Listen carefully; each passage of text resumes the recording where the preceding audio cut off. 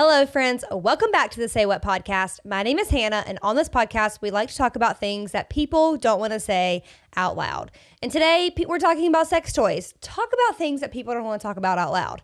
Sex toys. And we're talking about trying new things, which isn't always involving sex toys, but that's later in the episode. I'm so happy to be talking with you guys today. If you are watching on YouTube, which cross my fingers that you are, I hope you're watching on YouTube. I hope that you are loving YouTube. I am doing my hair natural today, and that's really brave of me. Like, I'm so brave to show you guys my natural hair because it's a frizzy hot mess, if we're being so honest. It's a super frizzy hot mess. My goal is to be able to wear my hair natural, but I just don't know what I'm doing. If you guys have any tips or tricks on wavy hair, check out the YouTube and you can see what my hair looks like. Give me all the advice. I need it. I've been using curly shampoo and not curly conditioner because I'm just using whatever came in my FabFitFun box. But I'm using curly shampoo and I've got like a curl cream that I use sometimes. So this is second day hair, which usually second day hair doesn't look as good as it does today. But I just felt like I could show you guys, really bold, really brave. If you have any tips, let me know. But speaking of YouTube, if you could just take like 2 seconds and leave like subscribe and like a video, that would be so helpful. You guys, it really just helps get my content out there for people to see. I want more than anything for people who are desperate to not feel so alone and who are experiencing painful sex or who are stuck in purity culture to find my stuff so they can know they're not alone, so they can hear all the other people that are going through this with them, even though they feel like they're alone. Like, I just want more than anything for people to feel less alone. And so you guys liking and subscribing on YouTube and leaving me a review on Apple really changes that for people. Like, it helps my content show up for others. And it just is so helpful. So if you could just be so kind and do that, that would really, really mean so much to me.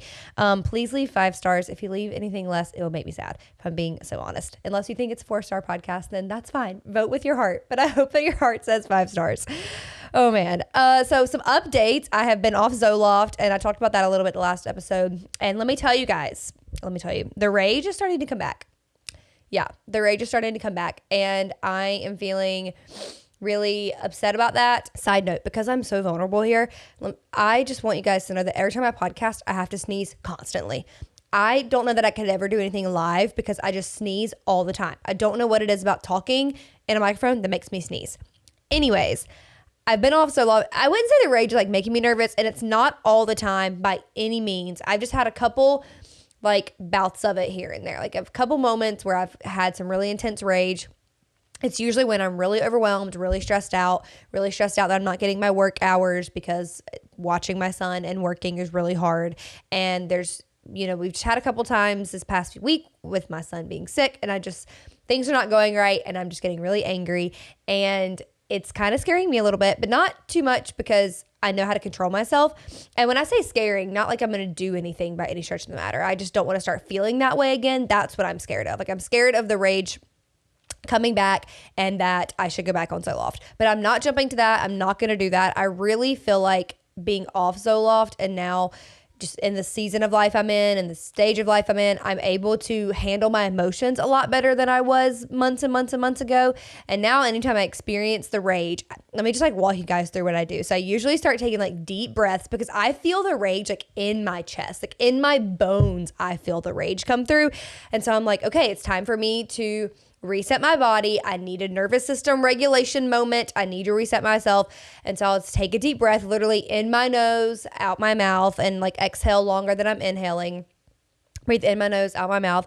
And then I literally quote scripture to myself. I quote 2 Timothy 1:7, which for God has not given us the spirit of fear, but of power, love, and self-control. And the self-control part is key for me. I'm like, self-control is a fruit of the spirit. I have Jesus. I have the fruits of the spirit show in my life. And one of the fruits of the spirit is self-control. And I also, like scripture says, God has not given us a spirit of fear, but a spirit of self-control. And so I'm like, okay, I can do, because sometimes the fear for me is like, I'm scared I can't control my own emotions. And I'm like, no, I am a 28-year-old woman. Like, I can control my own emotions. I am grown. I can do this. I'm an adult. And so I will literally take my deep breath and then say, for God has not given me a spirit of fear, but of power, love, and self-control. And I'll speak that over myself. And that has been so helpful, speaking that scripture over myself, because it helps like reset my mind. And I will literally say to myself, either out loud or in my mind, I can do this. I'm in control of my emotions. God is with me. He has given me the power of self-control. I can control my emotions. I do not have to be angry right now. I do not have to rage right now. The rage honestly is not warranted in this situation. Like whatever's going on, my child is sick or I'm not getting enough hours or whatever, like I don't have to be this mad about it. And that's what I tell myself is I don't have to be this mad about it. Maybe it is justified. Maybe the rage in the moment is justified and everything's going wrong and there's a million reasons why it could happen. But me telling myself I don't have to respond that way, even though it is justified, has been a huge game changer for me. So that's what I've been working through is a lot of just mindset things when the rage is coming. And usually it will dissipate. Like it takes some time, but usually it will dissipate. I will be able to control myself more and take more deep breaths and not feel the rage in my body. And usually it starts to go away after I kind of like walk through those few things that I do. So I just keep telling myself like this feeling is not forever. It will pass. I'm not going to experience this forever. I'm okay. Like I just really talk to myself sometimes like I'm a 4-year-old. Like I have to talk to myself that way, but it's okay. That's just where we're at right now. I just felt like giving you guys that little update. I also wanted to give you an update on Taylor Swift. I know that you guys have been dying for me to talk about the Tortured Poets Department. Actually, not a single person has asked me about it, for just being so honest. Not a single person. Some people have asked me to rank the albums, like 1 to 11, and I probably should do that on Instagram, but I can't do that today. But I did want to share that I cannot stop listening to the Tortured Poets Department. Every time I listen to it in the car, or I don't listen to it around Tate, but anytime I listen to it in the car, or just when I'm by myself getting ready or whatever, I just learn new things. Like new lines stick out to me, new songs stick out to me. Like I've been having such a moment with Fresh Out the Slammer and So Long London. My top songs, hands down, are Who's Afraid of Little Old Me, The Smallest Man Who Ever Lived. Honestly, probably The Smallest Man Who Ever Lived is number 1. Who's Afraid of Little Old Me is number 2, and The Black Dog is number 3. Like those are my top songs. They are the top songs that I had the minute I listened to the album. I was like, oh, these are my songs. And then even it has not changed. Like sometimes that changes the more I listen to it, but like those are my songs. But then I've just been having such a moment with Fresh Out the Slammer and So Long London. And I really think she told us everything that we need to know about her relationship with Joe and her relationship with Maddie in So Long London and Fresh Out the Slammer. And I just don't see people talking about Fresh Out the Slammer. And people are just sleeping on that song. She tells us everything she needs to know. She talks about Joe's like emotional roller coaster that she took her on and how she was sad all the time because he was depressed. And so being with somebody who was going through depression is really difficult. And she was talking about that and how just her relationship was so wrapped around his emotions. And then when it was time for her to move on from that, she was like, I'm going to Maddie. Things are going to be better. And that's all I've been thinking about him. She says that she swirled him into all of her poems. Like she's been thinking about Maddie and all the times of her relationship with Joe when it was really rough. She was thinking about Maddie and just wanted to be with him. And so when it was time to leave, like she was gone. She was with him. And I just feel like that tells us everything we need to know. And then in So Long London, she talks again about his depression and how hard that was and how just her time was coming to an end. And so everything that we need to know is in those 2 songs. And sometimes I've been listening to this album and I'm like, I wonder what Travis thinks about her, like singing all these songs about thinking about other men while she's in a relationship. Like Guilty of Sin, like is Travis worried about that? I know that, not all music is like 100% reflective of somebody's life, but I do wonder, like, and Travis is listening to Guilty of Sin, he's just like doing his little dance moves, that he does, and he's just like, is that happening while we're together? I hope not. Probably not. I think they're in game. They're going to get married, and I hope so. It's such a like romance story, and the songs that we've gotten already about him, the Alchemy and So High School, is Chef's Kiss, so good. Like, I can't stop listening. I just really am having a moment, like I said, with So Long London. Also, My Boy Only Breaks His Favorite Toys. So good. Like, again, every song is just so good. And I can't say that enough. But I do have a little bit of a hot take is that I like the original version of the album better than the second half of the album. So better than the anthology. If So High School, I Hate It Here, and The Black Dog were on the first album, not that I could do away with the second album. That's not how I feel. I do like those songs, but I just feel like the first album is so good. And I've heard a lot of people say they like the second like album better than the first one. It's not second album. Yeah, it is second. People say they like that better than the first one. I like the first one better.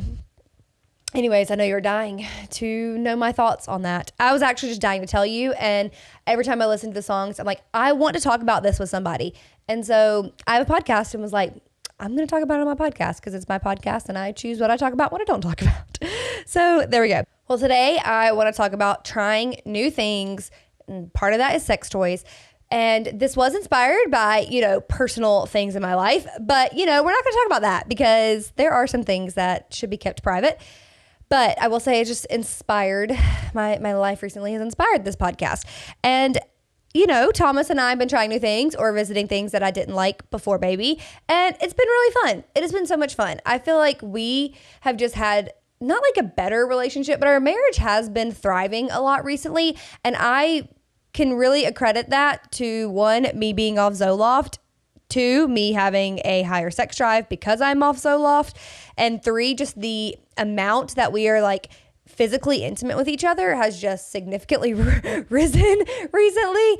And it has just been really good for our marriage. It has just been really good for our marriage. I find myself not as like irritable around him. I find myself happier when we're together. I find myself like thinking about him more. And I mean, if you guys have been listening to this podcast for any amount of time, you know that like since we got married, we just constantly are together every single day. Like a lot of spouses, they each go to work or one goes to work and one stays home. No, like we have either worked together at home in the same office or hybrid now where he goes in some days and other days I'm at home. And so we've just like constantly been together 24/7 since we've gotten married. And we love that. Like we thrive that way.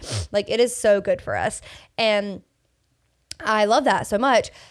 But I just feel like lately we've just had such a good vibe together. We've had so much fun and just outside of physical intimacy. Like the physical part has been great, but I'm talking about the hours outside of that when that's not happening. We are just so much happier. We are so much happier. We're getting along more. We're having more fun. And that is just, I really feel like we're in such a thriving time of our marriage. And I'm not, again, contributing that solely to the physical intimacy, but a lot of it I really do believe goes back to like the amount of physical times we're physically intimate. And it's not always, it's not always sex, but just the times that we're like touching each other more and kissing more and just being together more. We've been going on more dates and that has been, a huge thing for us. We've been having more fun. Sometimes I want for our date nights to be serious and like, we're sitting at dinner and we're just really having like such emotional conversation and just talking about how we're really doing and like the things that we want to do better for each other and just our relationship as a whole. Like sometimes we really have those like really deep conversations. And then other times I just want our date nights to be fun. And I just want to have a blast. And so we went and played mini golf the other day. And it was like this special kind of mini golf place, like an arcade style mini golf.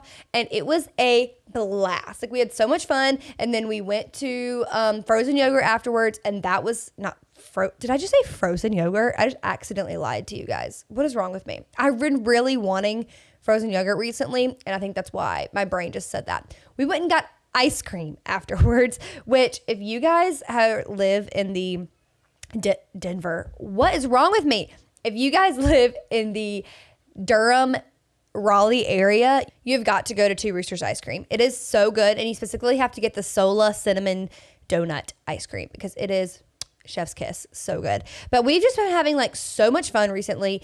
And I just was thinking about today's episode. I was like, I should share that. We've been doing new things, trying new things, going on more dates. And none of this, again, is like revolutionary knowledge. But sometimes you just have to go back to the basics. Sometimes you just have to go back to what is the most given advice, go on dates. And it's the most given advice because it works. It's true. And it's not like revolutionary by any means, but it works. And then also just like upping your physical intimacy. Like we are just having so much fun. And it has really brought us closer, emotionally. It's brought us closer, obviously, physically. And we're in such a good place right now. And I'm so grateful for that. And I wanted to talk about like trying new things and give you guys some ideas about trying new things. Because sometimes you're like, Hannah, I'm stuck. I don't know what to do. Now, let me tell you, I feel like some of you guys might listen to this podcast and think that we're just like freaks. And I don't want to say freaks because there's no shame. But like, I don't know, you might have this idea of our sex life. Let me tell you, it ain't that. It ain't that. It is vanilla, and we love it that way, and that's fine. But I can't believe that I just told the podcast that. Well, the podcast is getting that. Instagram is not going to get that. We ain't clipping that one. But it's just, there's this video going around one time, this girl, I can't remember which Beyonce song it was. I think it was a song about riding. Like she was talking about being on top while having sex and riding. And in the video, she's just like laying flat on her back, just like, yep, this is me. And I just could not relate more to that. I was like, I think it was a song about like saying that she's a freak in bed or something. And she's like, and this is me being a freak in bed. And she's just like laying there. And I'm like, that could not be so closer to my reality. Like that is literally my reality. I'm like, oh, I'm so good and doing all these crazy things, and I'm literally just laying there. But hey, it's fun. And if that is how you guys are enjoying it and it's great and you don't want to change anything, live your life. Do not change anything. Like have the best time. Like there's literally no shame. There was like 2 positions that we do and that's literally it. But like I said, we're trying new things. We're going to try new stuff just to like spice it up, switch it up. And it's a really good time. And so what are some ways that you can switch things up? Because it's really good to switch things up for a lot of reasons. And one of those is I sometimes feel like sex has become a task that you just need to check off your list and say, we did this, we were physically intimate, good job. And because you're tired or there's a lot going on and you're just not in the mood. So you're like, we just need to check this off. We really have to switch our mindset about sex to what it was really created for. And that is to bring spouses together, to have this intimacy with each other, to remind each other that you're married and you get to do this beautiful thing, that God created this for marriage, and that it's like for you and your spouse to enjoy, to have fun, to experience that closeness, that intimacy. And it doesn't always need to be something that we just check off the list. I understand things happen. Life gets busy, you get tired, and that just is what it is sometimes. And you do just check it off the list. But I think it's really helpful for us to kind of change our mindset with that and go back to like, sex is fun, sex is loving, sex feels good. Like there's so much pleasure in sex. And if you're not enjoying sex, then we got to figure that out. We got to change that. If you're not having an orgasm, we have to change that. Okay. If he's having an orgasm every time you guys are having sex, you should be having an orgasm every time you have sex. It's not just about him. Sex is not just for the man. Sex is not just for him to enjoy. It is for you to enjoy too. And we're not faking orgasms anymore. Also, make that very clear. We don't fake orgasms here, because if you fake an orgasm, then you'll probably never have a real one, because what your husband is doing, he thinks that you like. And so he's going to keep doing the same thing because he thinks you like it. And clearly that's not working. And so then it's like, well, I'm just stuck in this cycle right now because he thinks I like it. So we're not faking orgasms, because faking orgasms will never get you to the real orgasm. And we want you to have a real orgasm. So what are some ways that you can actually experience an orgasm? By trying new things. So that gets to what I wanted to talk about today, is new positions. Sometimes you are just in the same position every time, and that's great. Hello, I just said that was me. That's awesome. But it's fun to try new positions. And if you're anything like me and you're like, well, I have no idea what even positions there are, and I don't want to obviously like look that up because that feels weird, or I don't want to look at porn. So you're just kind of like stuck. And I mean, you can use your imagination, but sometimes you're just like, I don't even know what to do. I don't even know how to imagine it. Well, there's this beautiful website for you, and it's called ChristianFriendlySexPositions.com. And you don't have to be a Christian to look at this website. Basically, this website just shows you sex positions within stick figures. And so you're not seeing body parts, you're not seeing nudity, you're not seeing real people. It's just stick figures. And it shows you how to do different positions. And it has so many ideas of positions. You can get it, you can sign up for their newsletter. And every week you can be sent a new position. This sounds like an ad. It's not. Wish it was. That would be cool. It's not. But I love, love, love Christian friendly sex positions because it gives you so many ideas. It has ideas for different positions you could do with your hands, oral sex, penis and vagina sex. Like there's so many different ways, like girl on top, guy on top, like laying down different ways, sitting up, sitting on a counter, whatever you're trying to do. It has so many ideas for different sex positions that you could do. And it's so great. And so I highly recommend that website because you're not seeing anything wrong. You're not seeing any kind of nudity or things that you shouldn't see. It's literally just stick figures, and it's just a world of ideas for you. So you should try that. Try different positions, switch it up, and just, have a blast. Have a blast. Okay, next thing. Sex toys. I've just been on this journey wanting to talk about sex toys. I've been talking about sex toys since I started this podcast. Like, this is not new. If you've been around for any amount of time, you know I love my vibrators, but I just feel like it was time to talk about it again. it is time to talk about it again. So here's the thing about sex toys. I do not believe that sex toys are meant to replace your partner. I believe they are meant to elevate your experience. They do not replace, they elevate. Because I know sometimes you can be like, well, I want to be the one doing it, or I feel like if they have a sex toy, why do they need me? Or they're not biblical. Well, the Bible does say that nothing is defiled in the marriage bed. Number one. And number two, sex toys aren't meant to replace your partner. I believe that they're meant to be enjoyed with your partner. I have talked about this before. I don't believe that masturbation is right within a marriage, because marriage or sex is meant to be together, and masturbation is a solo act. Now, I do think that you can masturbate while you're having sex, like with your partner, because that is something you guys are doing together. That is not a solo experience, and vibrators can help with that. Vibrators, I brought them, so if you're watching the YouTube, you can look at them.